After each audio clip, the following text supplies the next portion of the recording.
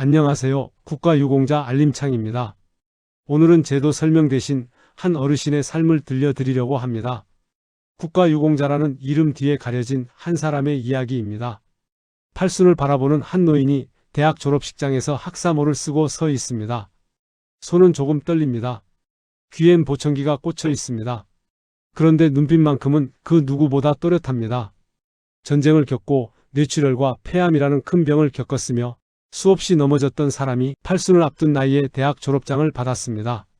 어머, 대단하다 하고 그냥 넘기실 수도 있습니다. 근데요? 이분 이야기 조금만 더 들어보시면 단순한 미담이 아니라는 걸 금방 아실 겁니다. 그날 졸업식장 그 한 사람 2025학년도 정기 학위수여식이 열린 날 우석대학교 진천 캠퍼스 졸업식장입니다. 그날 졸업생은 총 229명이었습니다. 학사, 석사, 박사까지 다들 설레고 들뜬 표정으로 자리를 가득 채웠습니다. 그런데 그 젊은 얼굴들 사이에서 유독 한 사람이 눈에 들어옵니다. 팔순을 앞둔 한 베트남 참전 국가 유공자. 졸업식장이 조용히 술렁이었습니다. 저 연세에? 진짜 대단하시다. 그런데 이 어르신은 특별 대우 같은 거 없었습니다. 그냥 한 명의 졸업생으로 이름이 불렸습니다. 그리고 조용히 학위증을 받으셨습니다. 하지만 그 이름이 울려 퍼지던 그 순간 그 안에는 수십 년치의 시간이 담겨 있었습니다. 여러분은 팔순을 앞둔 나이에 뭔가를 처음 시작한다면 뭘 하실 것 같으세요? 이 꿈보다 먼저였던 현실. 이 어르신은 중학교 졸업에서 학업이 멈췄습니다. 더 배우고 싶은 마음이야 당연히 있었겠죠? 하지만 집안 형편이 그걸 허락하지 않았습니다. 그 시절엔 꿈보다 밥이 먼저인 집이 정말 많았으니까요. 1967년 그는 육군 기술행정 부사관으로 입대합니다. 그리고 2년 뒤 베트남전에 파병됩니다. 전쟁터에서 그는 원인 모를 열사병으로 쓰러졌습니다. 이틀 동안 의식을 잃었습니다. 살아 돌아온 것 자체가 기적이었습니다. 그런데 전쟁의 기억은 이후 삶에도 영향을 남겼습니다. 그는 그 기억을 안고 오랜 시간을 살아야 했습니다. 제대 후엔 최신부에 취직했습니다. 한국통신을 거쳐 2000년에 퇴임할 때까지 묵묵히 성실하게 일했습니다. 겉으로 보면 안정된 삶이었습니다. 그런데 마음 한편에는 늘 이런 생각이 남아 있었다고 합니다. 나는 공부를 제대로 끝내보지 못했구나. 그 생각이 수십 년 동안 마음 어딘가에 조용히 자리를 지키고 있었던 겁니다. 삶 쉬려고 은퇴한 게 아니었다. 퇴임하면 보통 좀 쉬잖아요. 근데 이 어르신은 달랐습니다. 대학부설 평생교육원에서 심리상담 과정을 수료하더니 전화상담 봉사, 장애인 정보화 교육까지 시작합니다. 그리고 어느 날 결심을 합니다. 이번엔 제대로 배워보자. 인근 대학 노인보건복지학과에 입학합니다. 그런데 인생이 그냥 두질 않더라고요.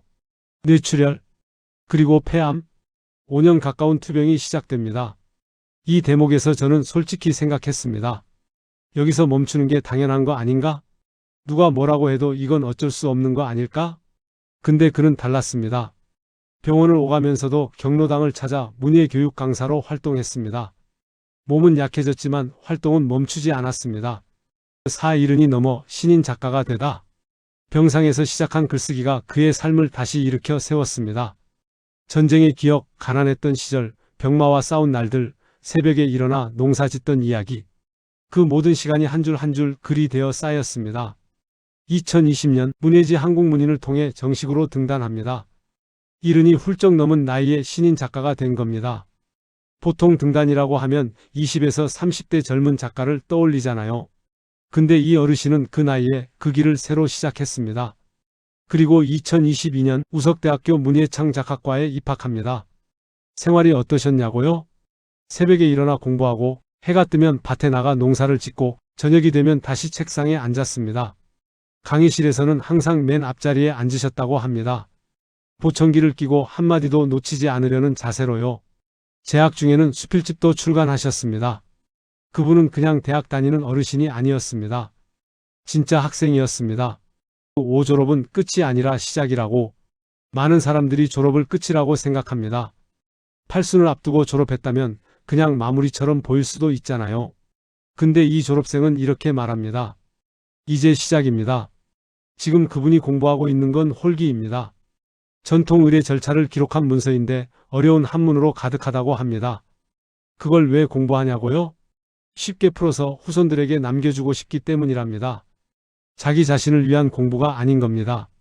다음 세대를 위한 공부를 하고 있는 겁니다. 이분이 한 말 중에 제가 가장 인상 깊었던 부분이 있는데요. 누구에게 의지하지 않고 스스로 주도적으로 살아야 합니다. 짧은 말인데 묵직하게 마음에 남더라고요. 그렇게 살아오신 분이 하는 말이라 그런지 더 그랬습니다. 그 6고비를 넘어온 방식. 그의 삶에는 여러 큰 고비가 있었습니다. 베트남 참전, 귀국 후의 긴 시간들, 2차례의 큰 병. 누군가는 그 무게에 주저앉을 수도 있습니다. 그게 이해가 안 되는 건 아닙니다. 그만큼 무거운 일들이니까요. 국가유공자로서의 삶을 이어가면서도 그는 배움의 길을 선택했습니다. 그리고 팔순을 앞두고 학사모를 썼습니다. 넘어졌지만 주저앉지 않았습니다. 7배움의 나이 제한 같은 건 없습니다. 팔순을 앞둔 나이의 졸업. 이건 그냥 훈훈한 뉴스 한 줄이 아닙니다. 이건 우리한테 던지는 질문입니다. 우리는 너무 쉽게 이젠 늦었어 라고 말하고 있진 않나요? 30대에도 40대에도 심지어 20대에도 이미 늦은 것 같아라고 포기하는 경우가 얼마나 많은지 모릅니다. 근데 이 어르신은 이른이 훌쩍 넘어 다시 시작했습니다. 그리고 끝까지 갔습니다. 팔순을 앞둔 한 국가유공자의 학사모가 우리한테 조용히 말을 건네는 것 같습니다. 지금 시작해도 늦지 않다고, 아직 괜찮다고. 여러분은 오늘 무엇을 다시 시작하시겠습니까? 오늘 전해드린 이야기는 실제 보도를 바탕으로 정리해 전해드렸습니다. 오늘 영상이 도움이 되셨다면 구독과 좋아요 눌러주시면 큰 힘이 됩니다. 앞으로도 알기 쉽게 정리된 보훈 소식 전해드리겠습니다. 시청해 주셔서 감사합니다.